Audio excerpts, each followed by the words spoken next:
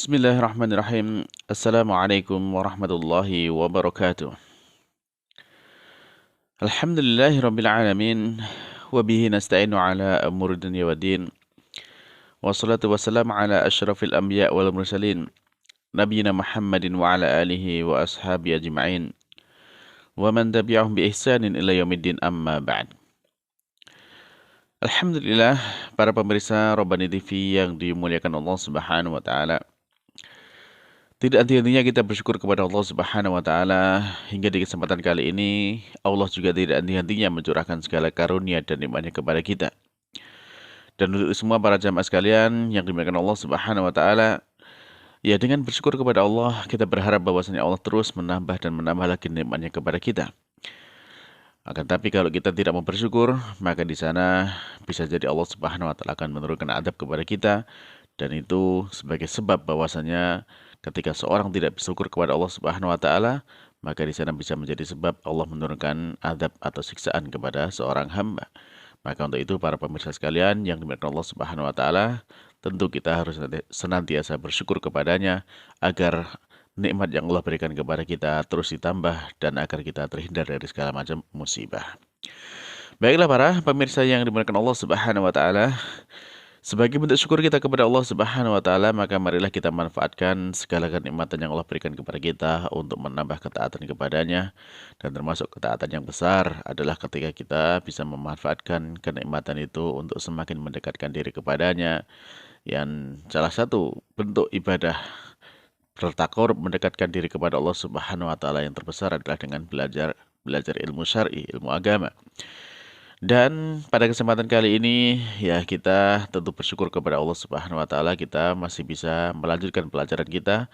Ya, pelajaran yang sangat penting tentunya bagi setiap orang muslim, yang dengan ini kita berharap bahwasanya Allah Subhanahu wa taala membukakan jalan bagi kita, jalan yang mudah untuk kita bisa memahami agama kita ini, sehingga dengan itu pula Allah membukakan kepada kita jalan yang mudah untuk sampai kepada surganya kelak. Ya. Nah, para pemirsa yang dimuliakan Allah Subhanahu wa taala, kita melanjutkan pelajaran kita yaitu pelajaran bahasa Arab ya, bahasa yang menjadi identitas kita selaku umat Islam.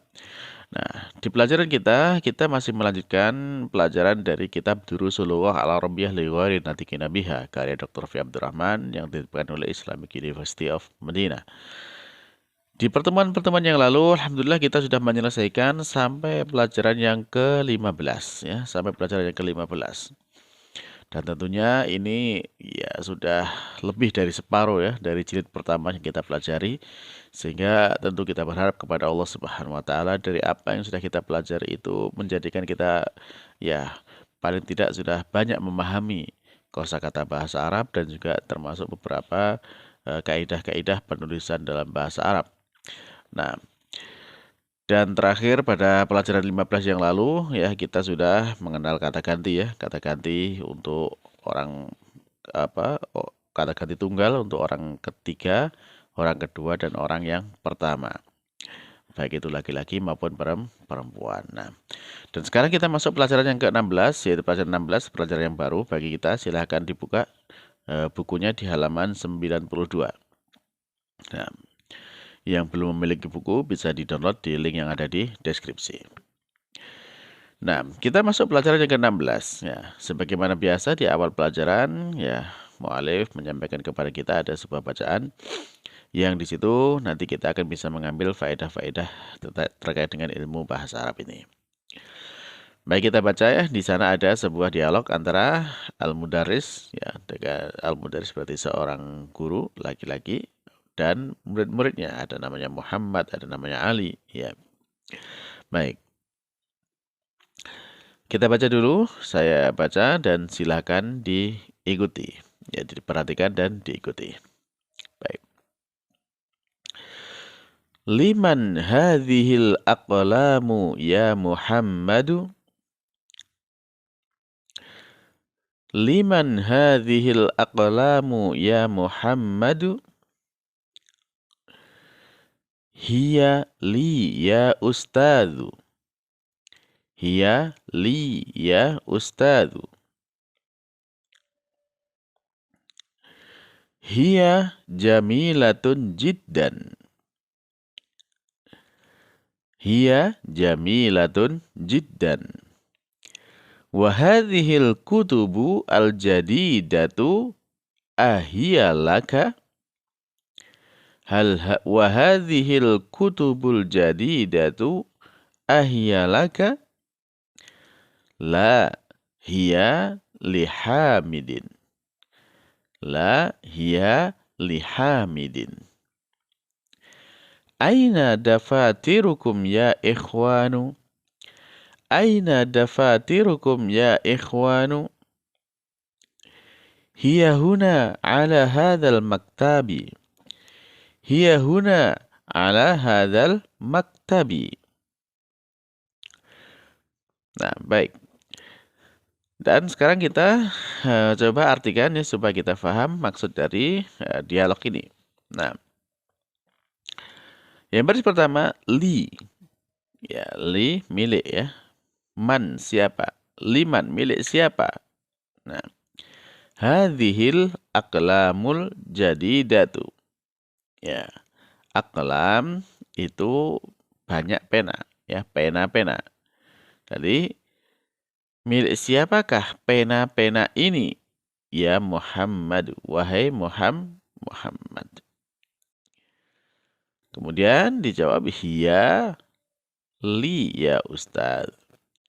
Hiya pena-pena itu li untukku, milikku ya Ustaz, wahai Ustaz.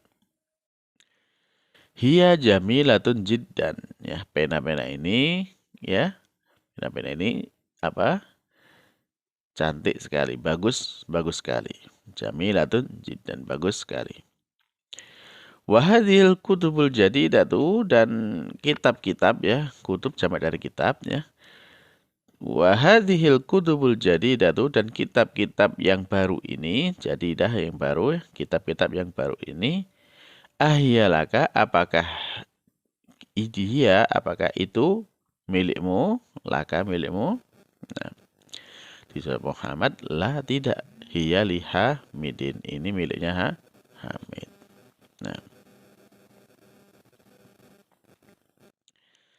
aina dafatirukum ya ikhwan? Di manakah buku-buku tulis ya, buku dafatir jamak dari daftar ya, daftar itu buku tulis. Di manakah buku-buku tulis kalian wahai saudara-saudara? Maka dijawab hiya huna. Ya, buku-buku tulis itu di sini. Ala hadzal maktabi, di atas meja ini. Nah, baiklah para pemirsa sekalian yang dimuliakan Allah Subhanahu wa taala. Nah, dari percakapan ini kita menemukan ada sebuah kosakata yang baru ya, yaitu susunan atau tarkib yang baru dalam kita membaca teks berbahasa Arab. Apa itu? Ya, misalkan di baris pertama. Di baris pertama itu kita menambahkan hadhil aqlamu.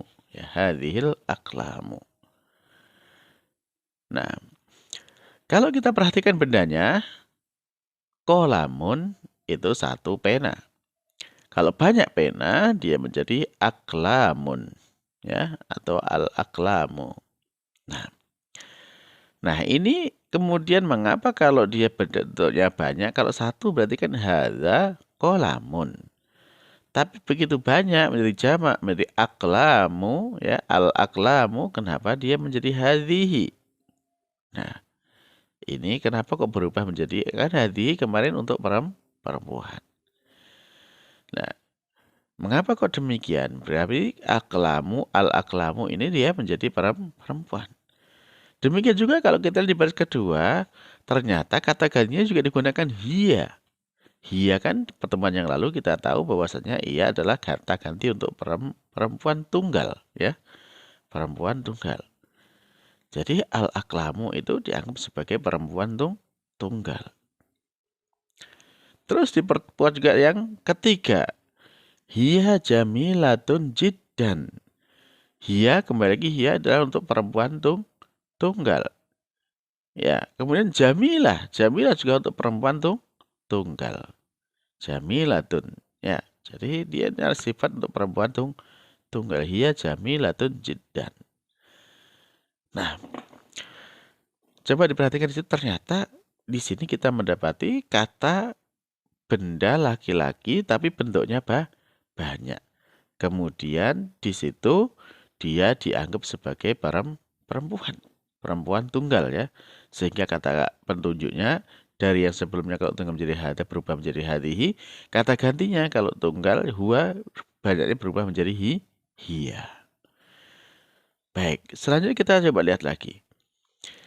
Di kata berikutnya di baris ketiga itu kita juga mendapatkan ada kata kutub ya, kutub. Kutub itu banyak kitab, jamak dari kitabun. Kalau kitabun itu satu kitab. Nah, kalau banyak jamaknya apa namanya? Kutub. Ya. Nah, sehingga di situ kata al-kutub juga digunakan dengan isim isyarah dengan penunjuk yang untuk perempuan yaitu hadhihi. Ya, hadhihi. Sifatnya juga menggunakan sifat perempuan al-jadidatu, satu perempuan. Sifat dengan apa yang baru ini al-jadidatu ini sifat untuk apa namanya? Satu mensifati satu perempuan. Demikian juga kata gantinya hiya, ahia. Hiya adalah kata ganti untuk perempuan tunggal.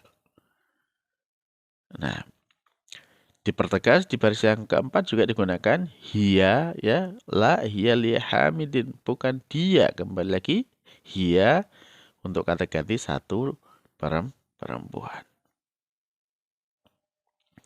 Itu yang kedua, contoh yang kedua. Contoh yang ketiga kita dapati di baris yang kelima, dafatirukum. Dafatirukum itu jamak dari daftar. Daftar itu buku tulis ya, dafatirukum banyak buku tulis. Nah, di sana juga di baris ke-6 disebut sebagai hiya kata gantinya. Jadi dafatirukum disebuti dengan kata ganti hiya. Hiya berarti dia adalah perempuan tunggal. Nah, dari percakapan yang singkat ini kita mendapatkan 3 contoh ya, 3 contoh kata benda laki-laki tetapi dalam bentuk jamak kemudian dianggap sebagai apa namanya? Perempuan tunggal. Nah, jadi kaidah yang bisa kita dapatkan di sini bahwasanya ya setiap ya dalam bahasa Arab itu kan ada sebuah kaidah kullu jam'in ghairu akilin muannasun. Jadi setiap kata benda yang bentuknya jamak atau banyak dan benda itu tidak berakal ya, maka dia dihitung sebagai satu mu'annas. Nah, coba perhatikan lagi contohnya tadi. Aklamun, pena. Pena berakal atau tidak? Ya, tidak ya. Demikian juga di situ ada kata kutub. Ya, buku-buku atau kitab-kitab. Berakal atau tidak? Ya, tidak. Maka dia berubah menjadi mu'annas. Tunggal ya. Demikian juga daftar, dafatir ya. Apa buku tulis. Ya, di sana juga dia tidak berakal. Nah, maka di sini kaidahnya adalah setiap apa namanya benda yang tidak berakal bentuknya jamak maka dia dihitung sebagai satu muannas tunggal sehingga digunakan kata ganti hiya. Nah, bisa difahami di sini ya. Jadi kalau kita mendapati ada kata benda yang tidak berakal ya dan kemudian dibentuknya jamak maka di sana dihitung sebagai apa namanya? Muannas tunggal. Ya berbeda dengan kalau ini berakal ya, benda yang berakal seperti yang sebelum-sebelumnya ya. Kita sudah mendapatkan misalkan yang berakal itu ya apa? Muslimun, seorang muslim. Ya, maka jamaknya muslimun ya. Maka dia tetap menjadi laki-laki. Ya. Ya. Seperti ya di sini misalkan akhun jadi ikhwan ya seperti itu tetap laki-laki karena dia berakal. Adapun kalau tidak berakal ya seperti tadi ini kolamun maka dia jamaknya menjadi muannas. Kalau itu satunya tunggalnya dia mudzakkar jamaknya menjadi muannas dan dihitung tetap tunggal sehingga kata gantinya menjadi hiya. Ya, baik itu para pemirsa sekalian yang dimuliakan Allah Subhanahu wa taala ya. Jadi di sini kita mendapatkan sebuah kaidah baru ya dalam bahasa Arab bahwasanya setiap kata benda yang tidak berakal ketika bentuknya jamak atau banyak maka dia dihitung sebagai satu muannas. Baik. Nah, Ya insya Allah nanti lebih jelas kita akan masuk kepada latihan-latihannya. Dan untuk pertemuan kali ini kita cukupkan dulu sekian. Dan mudah-mudahan ini bermanfaat untuk kita semuanya. Dan kita akhiri dengan doa kafaratul majelis. Subhanakallahumma rabbana wa bihamdika asyhadu an la ilaha illa anta astaghfiruka wa atubu ilaik. Wassalamualaikum warahmatullahi wabarakatuh.